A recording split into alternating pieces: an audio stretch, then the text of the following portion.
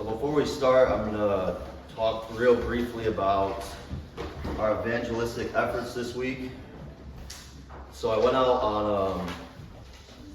went to Poole this week to preach the gospel. Got the cops called on me again. Somebody reported me for hate speech because I was preaching the word of God.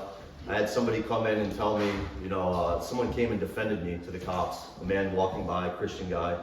And he said, he's not preaching hate speech, sir, he's preaching the word of God.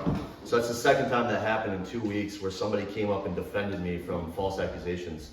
So a lot of people hearing the word out there though. Rebecca was handing out some tracts to people with their kids. They went out and to Poole and went out and what they were doing there.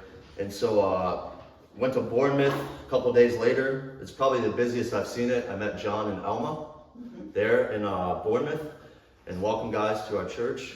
And so tons of people hearing the word there. Didn't have too many conversations one-on-one. I had a lot of conversations though in Poole though. I didn't mention that the first day that I went out. A lot of people coming up, one-on-one interactions, a lot of people trusting in something else besides the finished work of Jesus Christ. And so we have a battle ahead of us to try to get people saved and to come to the knowledge of the truth. As you guys saw yesterday, Gavin came out with me, Yana, Andy. We all went out to Cheltenham, sharing the word out there. Tons of people again, hearing the word, preached for about 2 hours. We were out about a 12-hour journey total to get there, preach, come back, handing out tracts, one-on-one conversations. Gavin had a guy come up and try to bear hug him, like screaming in his face, spitting all over, because he didn't like the message that was being preached.